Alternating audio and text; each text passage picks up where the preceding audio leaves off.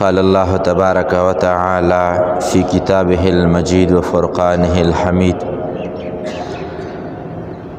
شهر رمضان الذي أنزل فيه القرآن.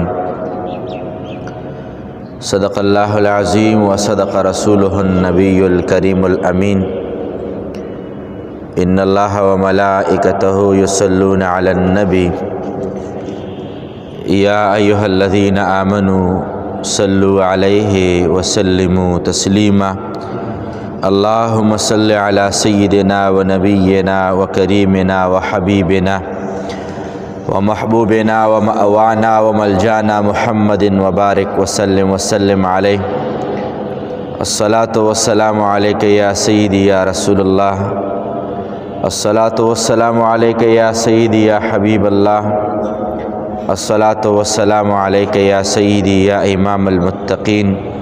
وعلى آلك وأصحابك يا سيدي يا مرشدي ويا محبوبي ويا محبوب رب العالمين رب العزال خالق کائنات. په دغه مبارک میاشت کې په دغه مبارک ساعت کې د یو عظیم او مبارک عبادت لپاره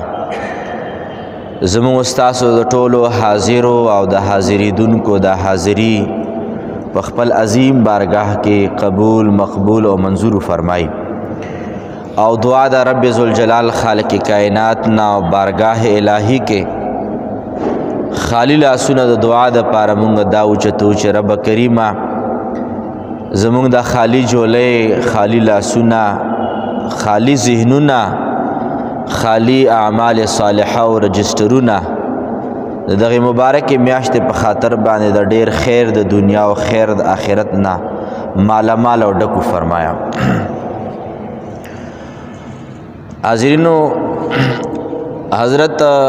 مولا علی قاری علیه رحمه دا یو ډیر ژور عالم دین تیر شوی دی. په قرآن کریم او په احادیث مبارکو باندې ډیر زیات عبور دی. هغه مبارک فرمایي چې کله د میاشتو د نومونو انتخاب کېدو چې دغه میاشتې د دا نوم شي او دغه میاشتې د دا نوم شي،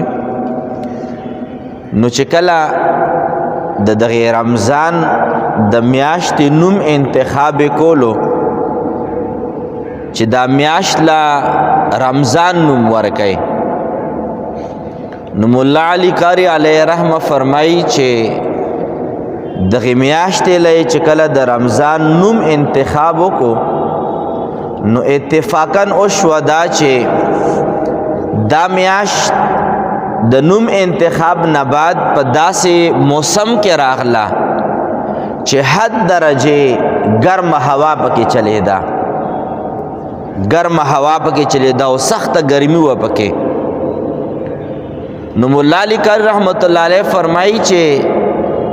د رمضان معنا هم د رمز نه ده، د رمضان نه ده، او رمضا هغه تیز او ګرم هوا ته ویلی شي چې سړی ورته ډېر ودرېدی نه شي د دوو وجې نه، یو ډېره تیزه وي او دویم نمبر ډېره ګرمه وي. نو هغې ګرمې تیزې هوا ته رمضا وایي، او دا رمضان هم د هغې رمضان نه دی چې کومه میاشت کې ګرمه او تیزه هوا چلیږي، چې علما لیکي چې دغې میاشتې ته هم رمضان ځکه وایي چې دا د هغې تیزې ګرمې هوا د مادې او د معنا نه راوتی دی، او چې وجه دا ده چې په دغې میاشت کې هم انسان نفس ته داسې لوږه ملاویږي، تنده ملاویږي، حرارت ملاویږي، گرمائش ملاویږي، او په څه کمه صورت کې چې خوراک نه کې لوږه به راځي، چې اوبه نس کې په ګرمۍ کې به سخته تنده راځي. نو علما لیکي لکه څنګه رمضان د رمضان دی او د تیزی هوا چلیدو نه بعد د انسان تنده لاحق کیږي، انسان بدن کې گرمایش راځي. لازمه خبره ده، تنده خو څه د آرام نوم نه دی، تنده او تکاوټ خو د تکلیف نوم دی. لوږه څه د خوشحالۍ نوم نه دی، لوږه خو خامخا د روټۍ د حاجت نوم دی. او کلم انسان محتاج شي انسان په تکلیف کې شي په آرام او په خوشاله کې نوي نو ځکه علما فرمایي چې رمضان میاشت تا دا رمضان ځکه ویلې شي چې په دې انسان باندې چې څوک روزه نیسي هغه انسان ته لوږه ملاویږي تندم ورته ملاویږي خوب هم ټول ګډ وډي دا ټیم وده شو دا ټیم راویښ شه داسې پورا تا شپږ اووه غنټې مسلسل خوب مو که نه ملاویږي چې شپې اوده کېږي پښمنۍ دی او چې بیا پښمنۍ نه بعد اوده شي سهار لمونځ دی سهار لمونځ نه بعد که اوده کېږي بیا به سحر په ډیوټۍ باندې وي نو په ټول تکلیف نامه رمضان دی او نور یاد ساتئ دا تکلیف که دغه نفس ته ملاو نشو دا نفس بیا بغاوت کوي او چې کله دا تکلیف ملاو شي نفس سر ټیټوي په نورو ورځو کې زموږ نفس څومره بغاوت کوي او په دې رمضان کریم کې زموږ نفس سر ټیټ کړی وي مونځ لم راځه دارنګ صدقه هم ورکوه او کجوري م الله په نوم ورکوه هر چا سره جیجه او خخه هم ورسره وایه خفه خلک راضي کوه هم ولې دا نفس ته زور میلاو شو او نفس ته زور په څه باندې میلاو شو د رمضان په روژو باندې میلاو شو کله نفس ته تندې سره مخامخ کې د لوږې سره مخامخ کې دا نفس بیا ضرور سر ټیټوي ما د علماو نه اورېدلي ما چېرته کتاب کې کتلې نه دي خو علماو نه مې دا طالبې زمانه کې اورېدلې وه دا خبره چې دا نفس خدای پاک نفس ته وایي چې من انت ای نفس ته څوک نو رب ته وایي چې انت و انا ته یې او زه یم چې دغې نفس لا خدای پاک زور ورکړو او د پیدایش نه بعد چې کله زور یې وله ورکو نو جهنم ته یې ګزار کو په سونو کالو باندې خو چې اور نه را بهر شم ورته وایي چې ته څوک یې او زه څوک یم چې ته یې او زه یم غرض مدا چې آخر رب ذوالجلال بندگانو ته خدا دا خبره کېدای شي بعضې کتبو کې دا خبره ذکري غرض دا چې دغه نفس باندې فرشتو ته وي چې په دې باندې لوږه او تنده راوله روژهدار یې کا په لوږه او په تنده باندې برابر کا چې کله سونه کاله بعد دغه نفس باندې تنده راغله موږ ورته روژه وایو خوراک هم په بند کو سکاک هم په بند کړو مزې چرچې هم په بند شوې چې کله خدای پاک په بارګاه کې څه وخت بعد حاضري حکم وشو نفس ته وایي چې من انت و من انا ته څوک یې او زه څوک یم نو ورته وایي چې انت رب العالمین و انا عبدک ای الله ته د خالق ته کل کائنات و رب او زه د ستا بنده یم وایي چې دا نفس ته روژې نیولو نه بعد دا راټیټ شو خدای پاک په بارګاه کې دغه نفس سر ټیټ کړو نو ځکه علما لیکي چې دغه انسان نفس 11 میاشتې سربوي په ګناهونو باندې په خوراکو باندې په مختلف قسم عیسیان او په نفرمانیو باندې دا نفس دومره لوی شي دومره غټ شي چې بدن خو ماسم غټ وي خو دا نفس کچره خارج کې را بهر کې نو زرغونی جمعات په حال کې برانه شي دومره دا نفس غټ وي دغه نفس کیمیا څه ده د نفس راټیټېدو علاج څه دی دا نفس په څه باندې منکسر جوړیږي چې کله په ده باندې لوږه او تنده راشي او الله کریم د دغه نفس د سر ټیټولو دپاره رب ذوالجلال رمضان کریم روژې فرض کړي د دې دپاره چې په انسان باندې لوږې او د تندې نه بعد مونږ کور کې څه وایو بس سر مو خوږي ډېر زړه زور منشته چاله پیسې ورکړه چې سودا یې دی راوړي بازار ته د وتو دکان ته د وتو زور هم نه ٹھیک دا ولې وجه دا ده چې انسان فزیکلی طور باندې چې کله خوراک او سکاک کمی په بدن کې راشي خود به خود د طاقت د هر یو چیز چې ده په کنټرول کې شي او اس یو بل حدیث مبارک نه استدلالا عرض کول غواړم سرور دو عالم صلی الله علیه و آله وسلم فرمالی علی شان د حضور فرمای چې ای ځوانانو نکاحونه وکئ ای ځوانانو ودونه وکئ او بیا حضور فرمای چې که ودونه نشئ کولی نو بیا روژې ونیسئ که ودونه نشئ کولی بیا روژې ونیسئ ځکه حضور فرمایي چې دا روژې د انسان چې کم قوت باده د انسان چې کم نفسانیات او خواهشات دي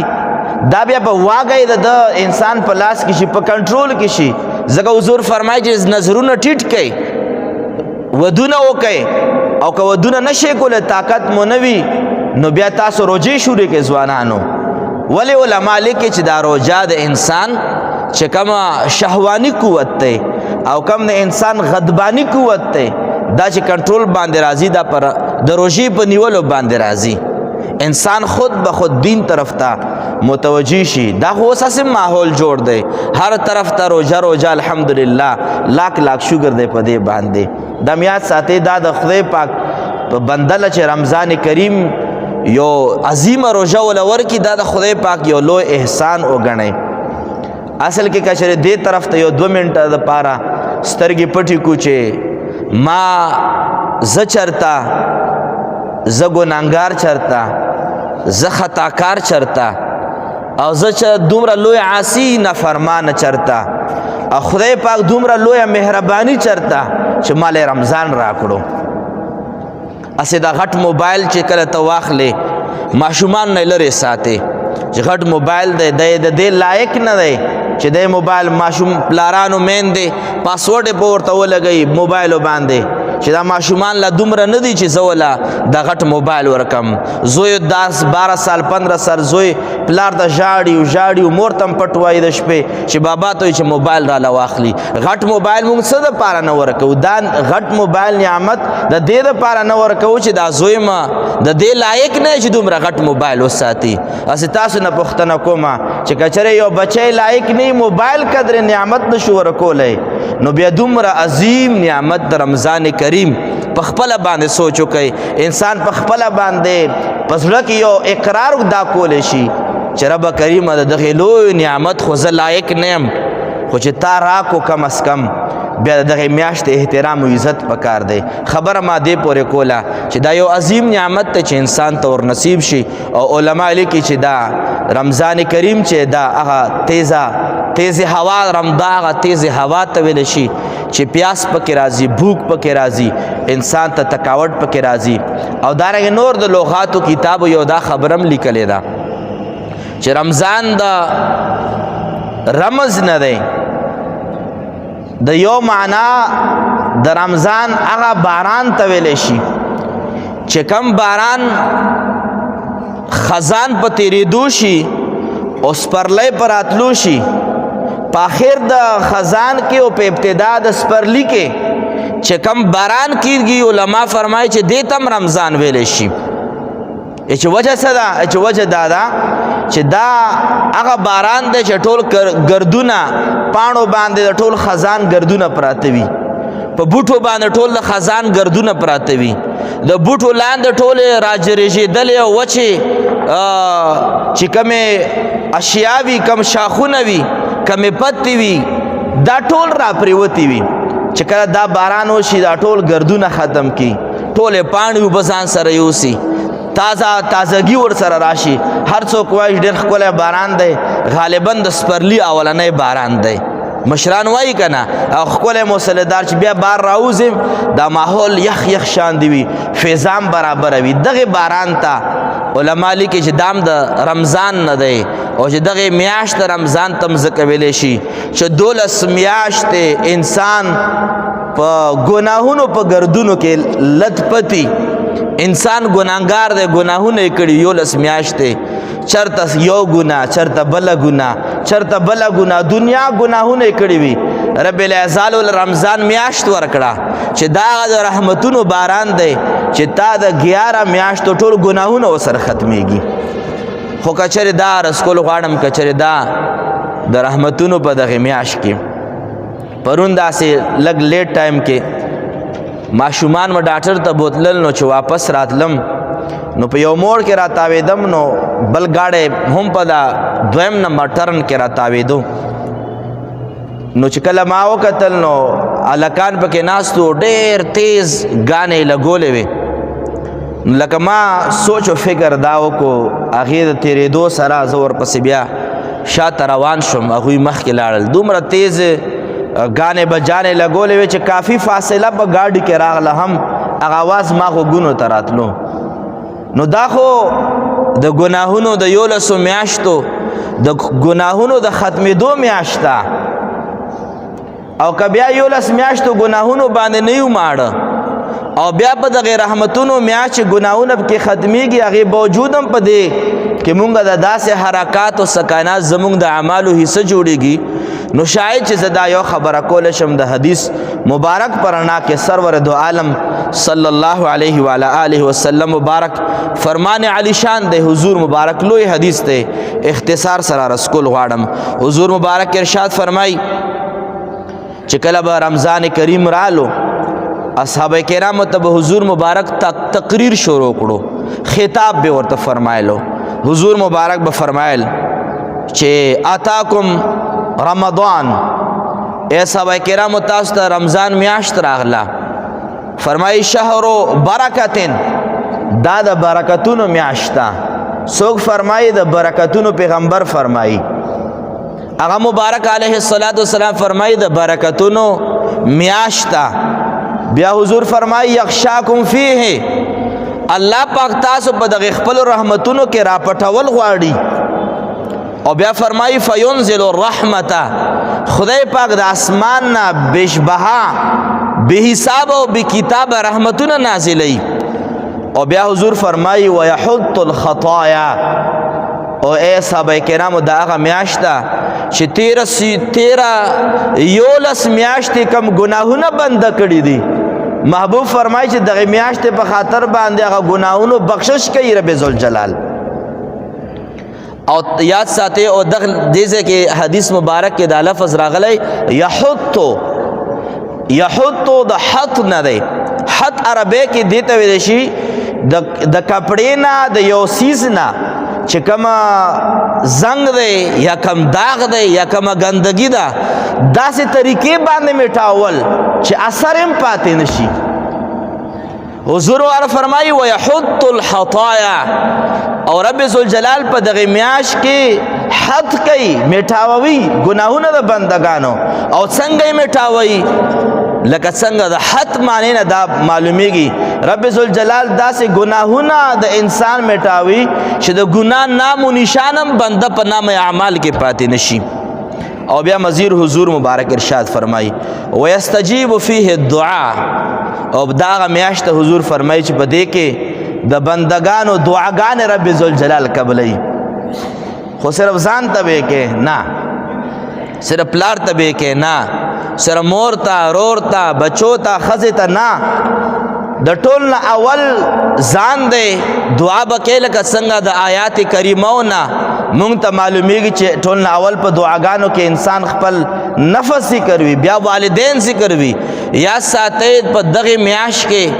هغه خلکو تم دعا پکار ده چې کوم خلکو له تاسو نه وځي هغه تم دعا وکا. زګه چې ته هم دومره ګناهګار چې رب ذوالجلال هم کچره اراده وکي دومره ګناهګار چې الله درته رحمت نه درکوي خو بیا هم درکوي درله درس مونږ ته دا ملاویږي چې چاته زړه دعا غواړي هغه تم دعا کوه او چاته چې نه غواړي هغه تم دعا کوه. الله پاک به درته هغه ګناهونه معاف کړي چې ته بخښنه غواړې او هغه به هم درته معاف کړي چې ته بخښنه نه غواړې. ځکه حضور مبارک ارشاد فرمایي ويحط الحطايا. او مزید حضور مبارک ارشاد فرمایي ينظر الله تعالی الى تنافسكم فيه. او حضور فرمایي چې په دې میاش کې خدای پاک په یو سیز باندې ډیر نظری. او کم سیز باندې حضور فرمایي خدای پاک په دې باندې ډیر نظری چې دا بندگان کله د یو بل نه مقابله کوي په اعمالو کې چې تا څو سپاری ویلې درې نن به زه څلور وایم تا څو رکعاته نفل وکړل لس زه به نن 12 رکعاته کوم تا څومره ذکر اذکار وکړل زر ځلې کلمت وایي به دې ویلې زړه کې وایي چې نن به زه 1200 وایم. حضور فرمایي خدای پاک دې سیز ته ډېر زیات ګوري چې کله بندگان یو بل سره په اعمال صالحاو کې مقابله کوي چې نن به دستانه زیاتېږم. رب ذوالجلال منظور نظر په دې میاش کې همدغه سیز وي چې بندگان کله د یو بل سره مقابله کوي. په ژوند کې خو ډېرې مقابلې کېږي کله د गाड़ी مقابله چې تر زور مې دا गाड़ी زه به داخلم د دوی 15 مرلې دی موږ به 10 مرلې اخلو د دوی دا کاروبار زه به دا کاروبار کوم هغوی داسې دي موږ به داسې کوو. دا خو د ژوند روټین دی خو هغې ته رب نه ګوري هغې ته ته ګوره. رب ذوالجلال چې کم مقابلې ته ګوري هغه دې ته ګوري چې ته څومره د خیر کار کوې زه د هغې نه زیات وکم. رب ذوالجلال خصوصي نظر عنایت هغې بندگانو ته کوي چې کله یو انسان په نورو نیک اعمالو کې د بندگانو سره مقابله کوي. بیا حضور مبارک ارشاد فرمایي ټول حدیث مبارک مدغه یو لفظ د پاره ویلو او هغه دا حدیث مبارک د طبرانی ترغیب و ترهیب او د مجمع الزوائد د دریو محدثینو سره د ګڼ شمېر نورو علماء کرامو دا حدیث مبارک روایت کړي. حضور مبارک فرمایي او دا جمله لږ په غور باندې وایي واوري. حضور مبارک فرمایي فإن الشقي من حرم فيه رحمت الله. حضور فرمایي د خدای پاک په دربار کې د ټول نه غټ بدبخت انسان هغه دی چې دا میاش پر اغلا او بیام د الله د رحمتونو لایق نشو. دا انسان د الله په بارگاه کې ټول نه بدترین انسان دی. د ټولو نه سخت بدبخت انسان هغه دی چې دا میاش پر راشي او بیام د رب ذوالجلال د بارگاه نه دا وړیا چې فری رحمتونه راوریږي او بیا هم زموږ استاسو د هغې رحمتونو نه جولې نه ډکو او یم رحمتونو ته محتاج. اسې دا چې کومه عام وړه دي یا چې کم سرکاري وړه دي په دې کې څومره شهادتونه وشول. فری وړه ملاویږي ارزان ملاویږي مونږ وایو چې بس ارزان دي یا فری دي. څومره رشونه تاسو وینئ او الله دربار نه چې کوم فری رحمتونه تقسیمیږي چې محتاج یې ورته چا ورته څومره جولې نیولې ده چا ورته څومره لاسونه نیولې دي چا څومره د دغې میاشتې د رحمتونو په راټولولو کې انسان سعی او کوشش کړی دی. حقیقت دا زه په بېګا شپه باندې او بیا د جمعې شپه م وه او رمضان کریم شپه م وه او په یو ګاډي کې هغه تیز ټیپ لګېدل او هغه ګانې د ګاډي د نراوتل. حقیقت دا چې مال دغه حدیث مبارک روایت شو او یو بل روایت کې الفاظ د حضور مبارک دا دي. حضور مبارک ارشاد فرمایي چې رمضان کریم کې چې څوک د خیر نه محروم شو د کائناتو د ټول خیرونو نه محروم شو. د کائناتو د ټول خیرونو نه محروم شو هغه انسان چې څوک په رمضان کې د الله د رحمت نه محروم شول او د الله د رحمت نه محروم کېدل نور سوي چې دا خبرم یاد ساتئ او هر کال دا خبره زه په تاکید سره کوم. تاسو به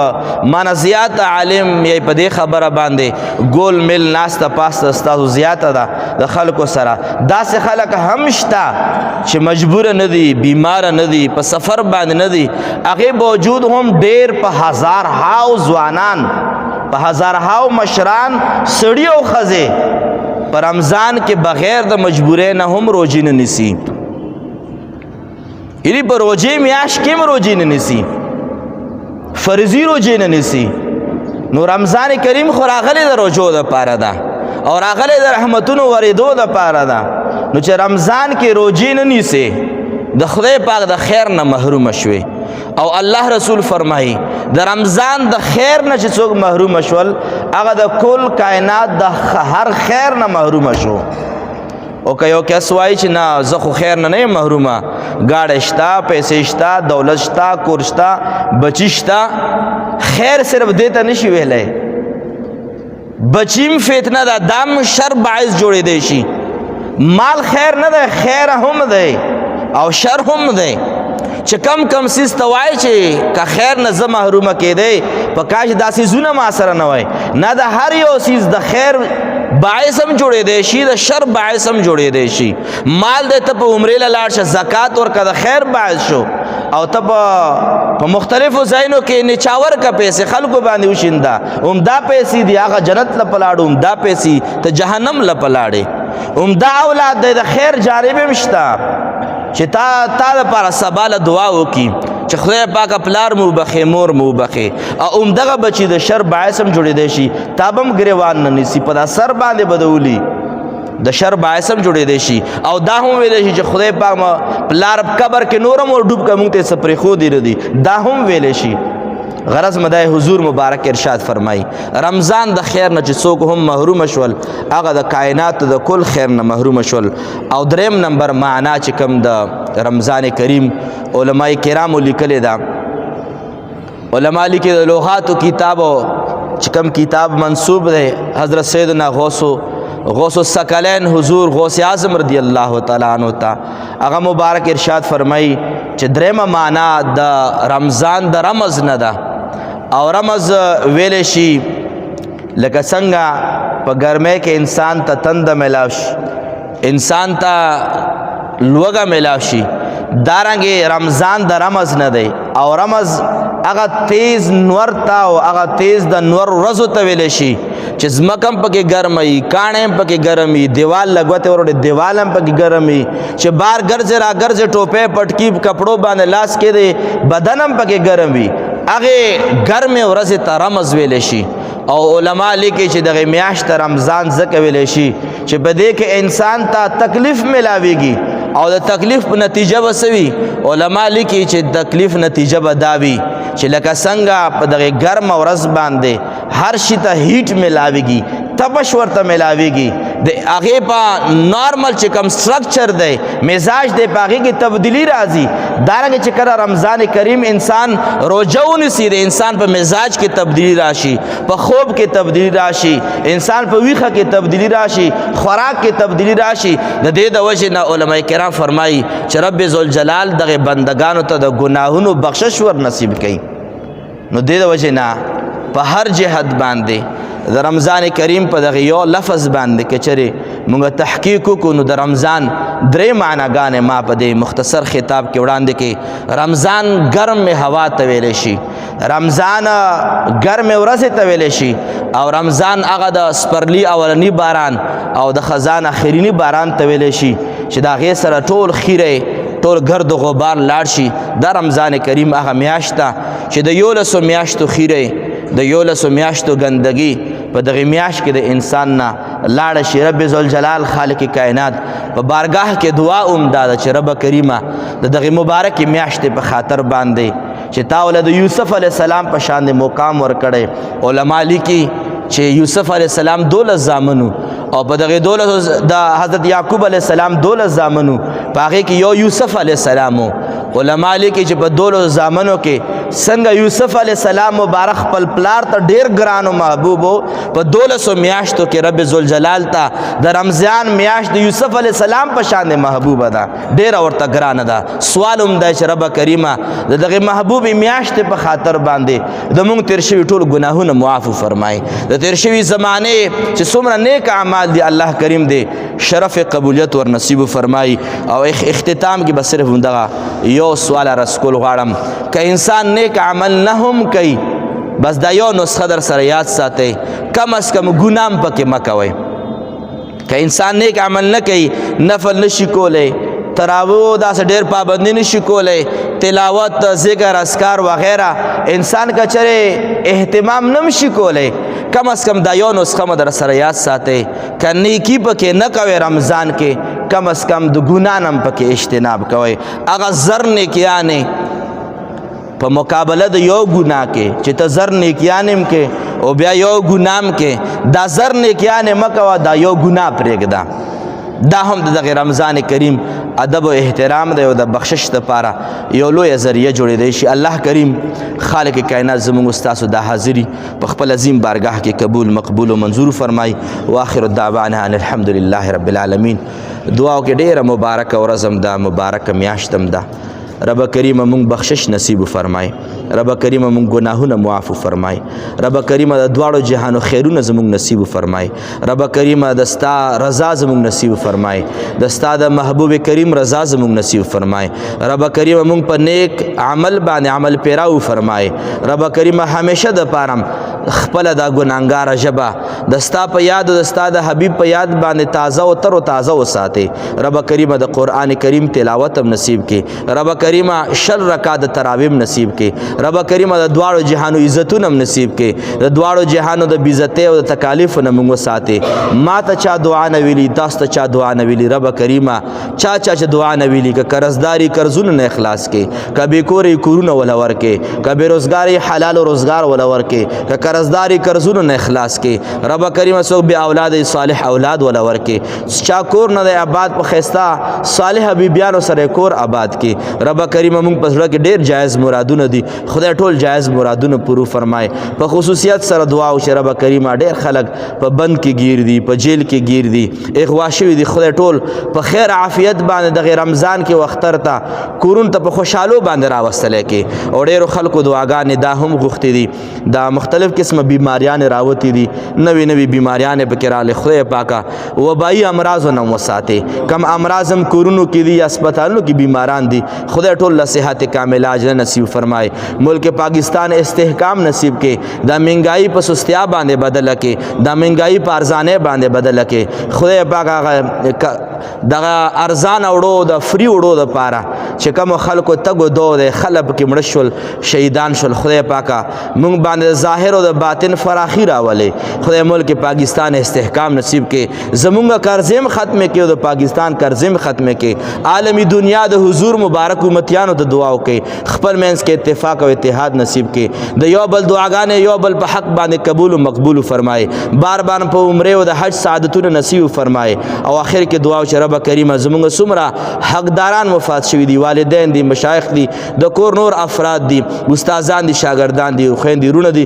رب کریم د ټولو بخنه نصیب کې جنت الفردوس کې ولا اعلی مقامونه ولا ورکه خدای پاک د دعاګانو میاشتا